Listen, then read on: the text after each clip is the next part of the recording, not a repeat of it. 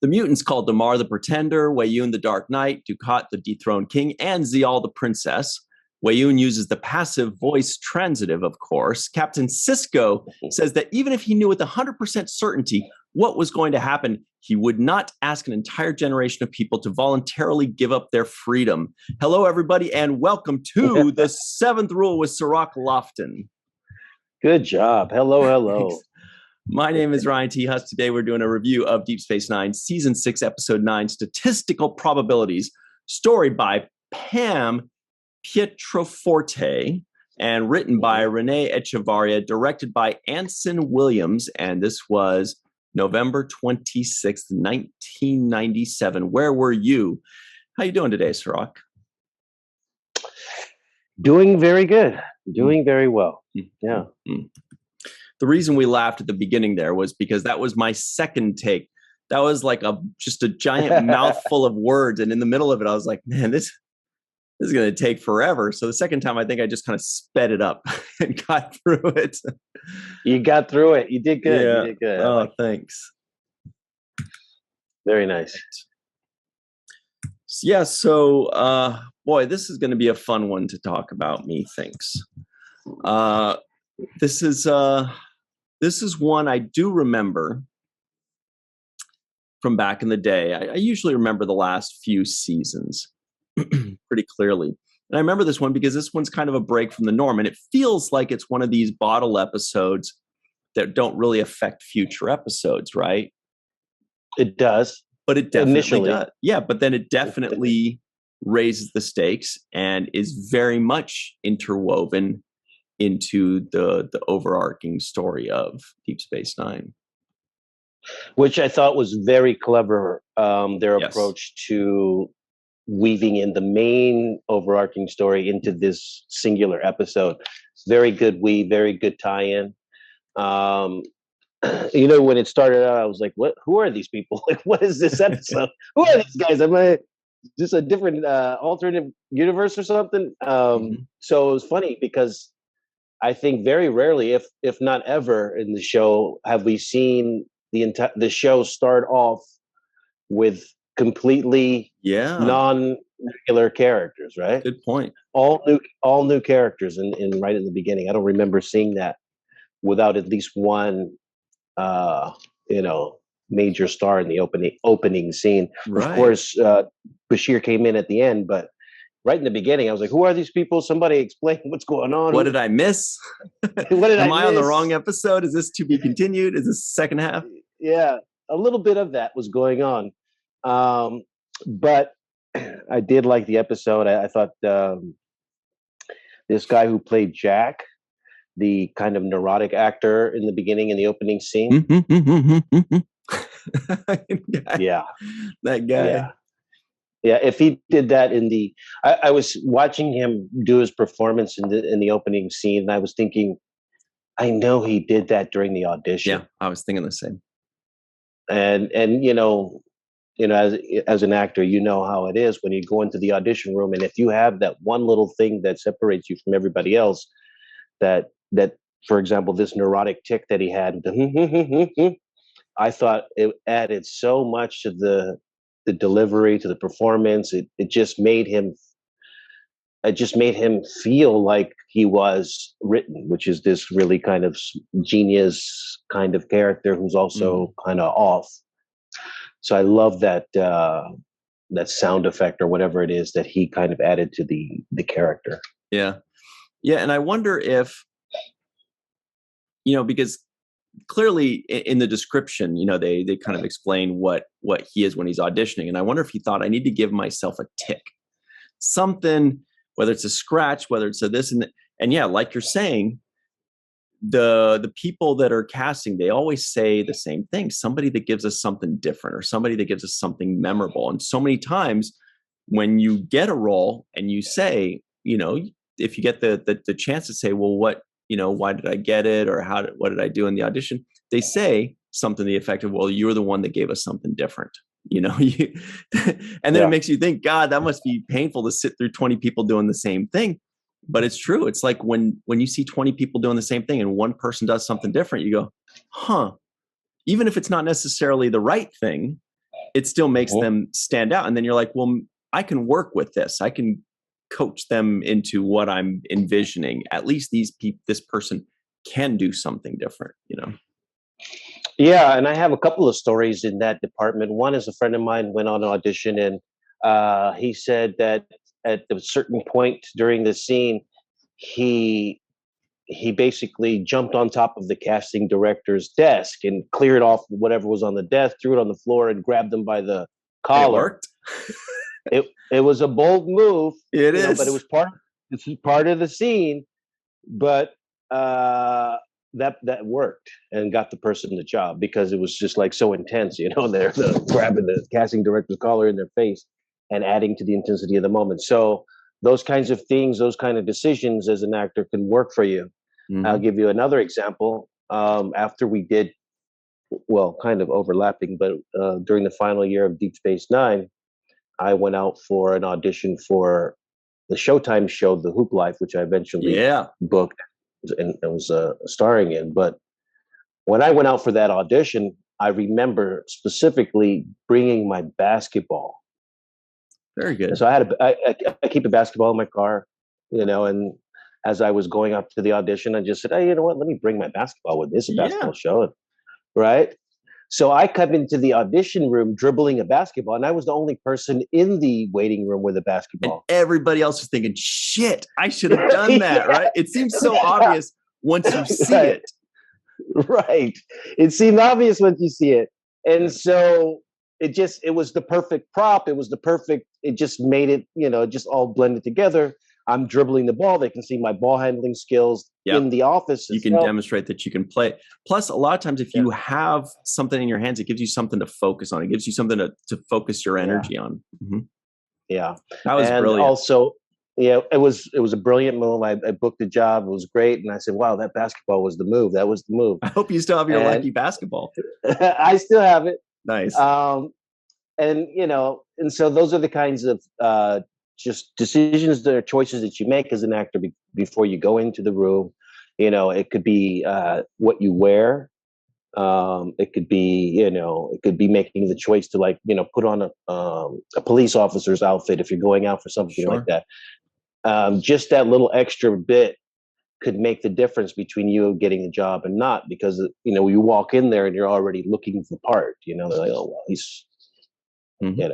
he's ready to go. So I thought about this particular actor. His name is Tim Ransom, and he played this Jack character, and I thought he did a fantastic job. So I just wanted to Definitely. make sure we give him his credit. Yeah. That's cool. I want to throw out a couple more examples too. And I know some people are at home are like, but what about if we're not actors or directors or producers? How does this help us? Well, use this in life. If you are trying to get a significant other and you're in a big group of people, what do they say? You need to stand out in a crowd. You need to say something different or be noticed. Some people call it pickup lines. Some people call it, be yourself. I mean, whatever it is, you just, use this in life. But when I was holding auditions for a production, I remember the person that we cast for one of those productions. He actually, and this actually kind of annoyed me, but it did make him stand out, and it gave him a better performance. It was supposed to be a romantic comedy, and he was supposed to be like asking out a girl or whatever, right? And it was like he hands the girl flowers and does whatever. He turned the sides are like the script, whatever the lines, he turned those into like a bouquet. Like he rolled up the paper and held them like the bouquet. And he used this as like a prop and this and that.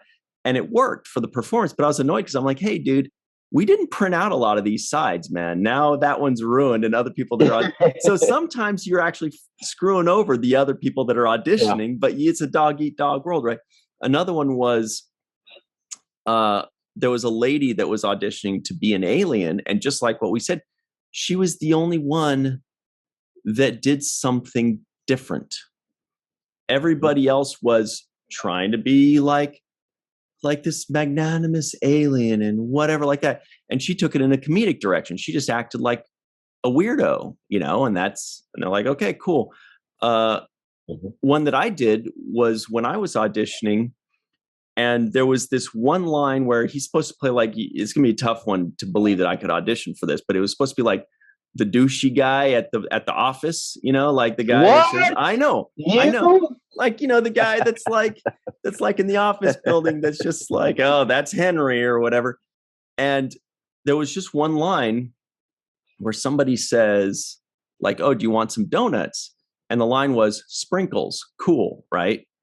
And I harnessed my inner Kramer and was like, oh, sprinkles, cool, and tried to make it like, boy, oh boy, what, hey, I don't remember exactly what I did, but they're like, that's what they said. They said, you got the role because you gave us something different. Everybody else read that line straight.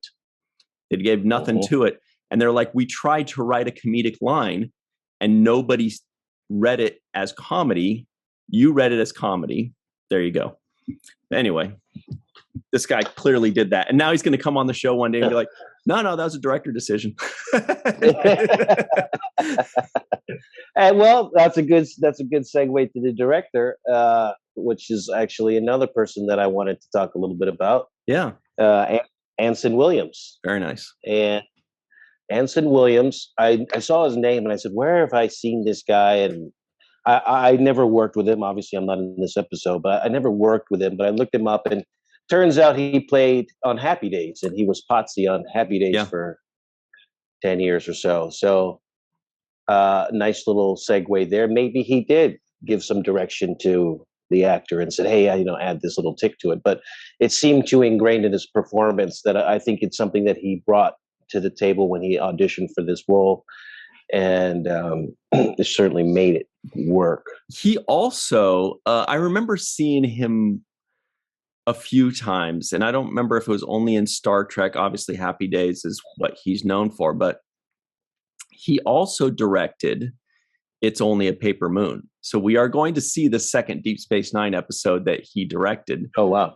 Soon in Aaron's favorite episode. That was his director. That was his guy. And he also directed 4 episodes of Voyager. But I think that's where I heard about it, was from Aaron talking about It's Only a Paper Moon, because I do remember talking about him as a director, and I don't remember how that situation came up. But that's pretty cool. Pretty interesting. Yeah. It's a little interesting tidbit there. Mm-hmm. But yeah, this episode really, I enjoyed it because it covered so many topics that I feel like, well, specifically the whole genetically engineered Bashir. I was like, okay, this is a Bashir episode. That was the first thing I wrote down. A plot Bashir, right? So we're gonna get Please into let that. there be a B plot.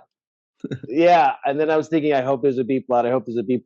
And very cleverly, they brought in the Damar Wayne B plot, which I thought was just very well done. Yes. And then, of course, when you see Jeffrey Combs' name in the credits, you're like, okay, I'm going to get something great here. Get your popcorn ready. Yeah, get your popcorn ready. So I had my popcorn ready. I was expecting it. Of course, Casey Biggs as well. When you see these guys, you're like, okay, this is going to be good. They have certain gravitas to their performance. So I enjoyed the whole flow of it. Yeah, and I thought that's what saved this episode, because I remember sometimes this happens in Star Trek where I start to watch an episode, and when it first starts, I kind of like, I remember back in the day, oh, it's a Bajoran politics episode, and me going like, oh man, I want to see the Dominions and battles and all that.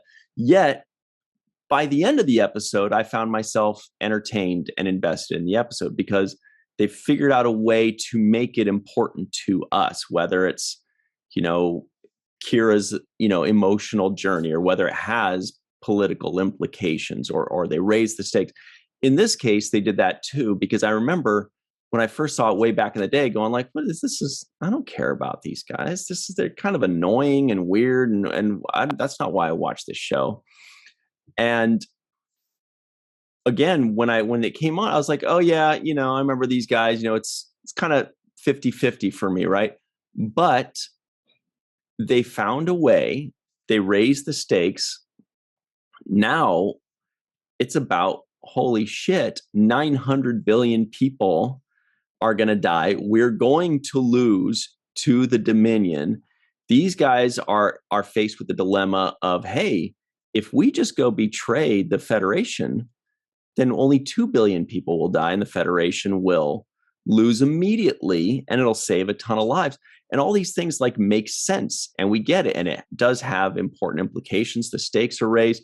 We get Damar and Wei Yun coming. Suddenly, it's a good episode, right? Suddenly it all works. It's all interesting and we're emotionally invested in it.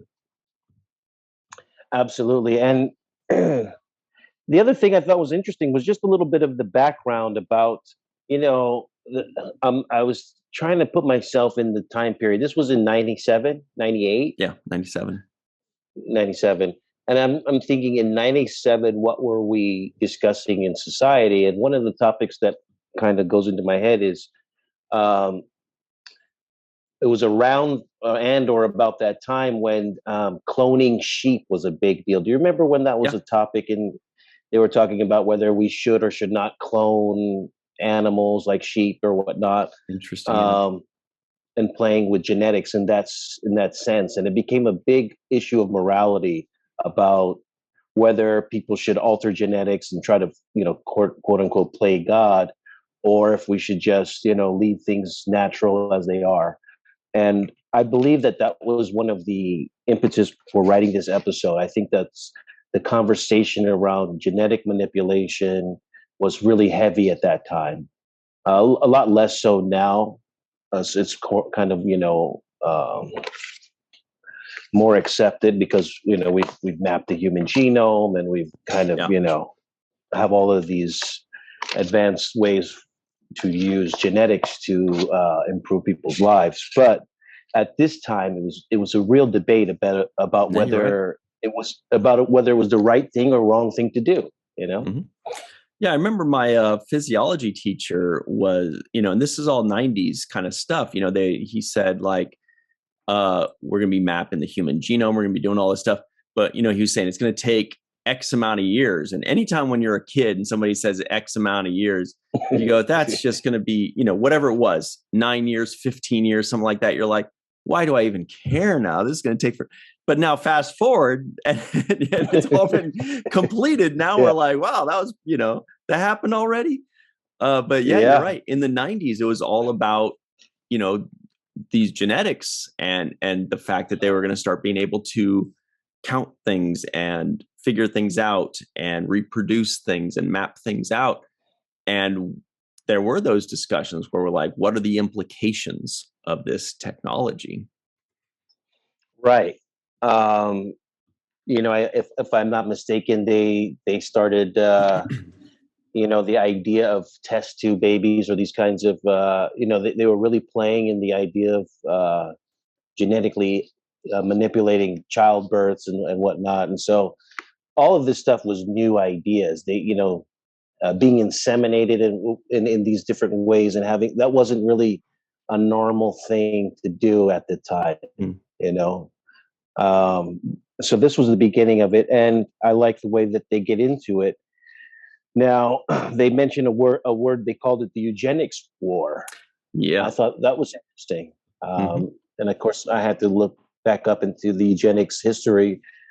And, a lot of the eugenics was discredited, especially heavily after the Nazis used it in World War II. So there was a push to use it, and then there was a push against it and blowback against it because of how it was used improperly. So very good topics and subject matter, which is why, once again, I think the writers show their level of awareness of world events and current events to be able to incorporate it all into these kinds of episodes. I thought it's fantastic. Yeah, and they do discuss it in other Star Trek series as well. Khan Noonien Singh was also, Khan from Star Trek II and from Space Seed in the original series. He was a product of this genetic engineering. I just did a quick search right now to see when it's supposed to take place. And it says the eugenics wars were a series of conflicts fought on Earth between 1992 and 1996. But this was during the original series. This was in the 60s that they predicted this. So, right. So that didn't happen, I don't think, or maybe they went back in time and fixed it or whatever. But then also there's a lot more that's covered in Enterprise as well. I don't remember too much of the specifics, but I remember there's these augments, is what they called them, and things like that. But yeah, so it's been covered in a couple other things too. So as soon as they said the eugenics ward, my ears perked up. I was like, oh, that's right. But that's it. They didn't mention anything about it beyond that. Yeah, and of course there were other movies that precede this episode. For example, Blade Runner is all about, hunting down these